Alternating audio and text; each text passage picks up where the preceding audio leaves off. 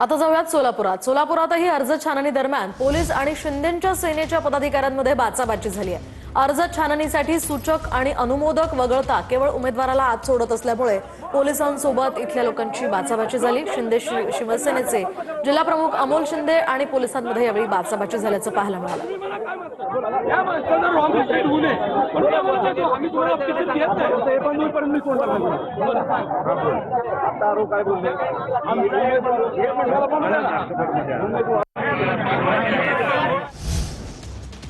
आणि आता बातमी कोल्हापुरातून। कोल्हापुरात महानगरपालिका निवडणुकीच्या पार्श्वभूमीवर पोस्टर वॉर रंगलंय। पोस्टरच्या माध्यमातून महाविकास आघाडीला माहितीचं प्रत्युत्तर आहे, तर काँग्रेसच्या कोल्हापूर कसं तुम्ही म्हणशीला तसं या टॅगलाईनला महायुतीनं सुद्धा जोरदार प्रत्युत्तर दिलंय। सत्ता असताना भरलं खिसं, आता म्हणताय कोल्हापूर कसं, असं कोल्हापूरच्या प्रवेशद्वाराजवळ बॅनर लावण्यात आलाय।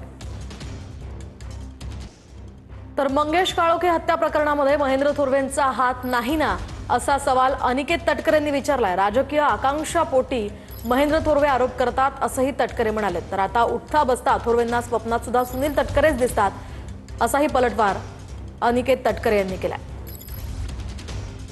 थोरवे सातत्यपूर्णाने राष्ट्रवादी काँग्रेस पक्षावर आणि त्याचबरोबर विशेष करून मान्य खासदार तटकरे साहेबांवर वेळोवेळी टीका करत आले। मागे सांगितल्याप्रमाणे त्यांना दिवस रात्र उठता बसता सुनील तटकरे साहेबच दिसतात। पण मला तर शंका या ठिकाणी वाटते की ह्या सर्व प्रकरणामध्ये महेंद्र थोरवेच हे नाहीत ना, फक्त राजकीय आकसापोटी आणि द्वेषापोटी अशा प्रकारचे आरोप महेंद्र थोरवे। आणि आता बातमी पुण्यामधून आहे। पुण्यात उद्धव ठाकरे, राज ठाकरे आणि काँग्रेसच्या संयुक्त सभांचं नियोजन करण्यात आलंय। तिन्ही पक्ष संयुक्त सभा घेणार आहेत। पुण्यामध्ये ठाकरे बंधू सभेसाठी एकाच मंचावर येणार आहेत। काँग्रेस आणि इतर राज्यांचे मुख्यमंत्री देखील प्रचारासाठी मैदानात उतरणार आहेत।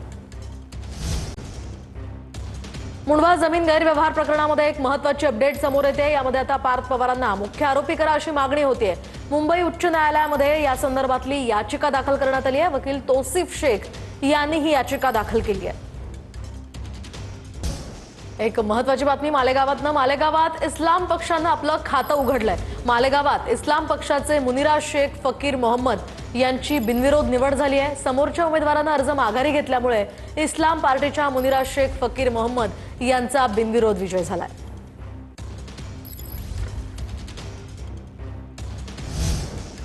आता जाऊयात पुण्यामध्ये। पुण्यात सर्व पक्षीय उमेदवार एकाच फोटोत दिसलेत। अर्जांची छाननी करत असताना सर्व उमेदवार एकत्र आले होते।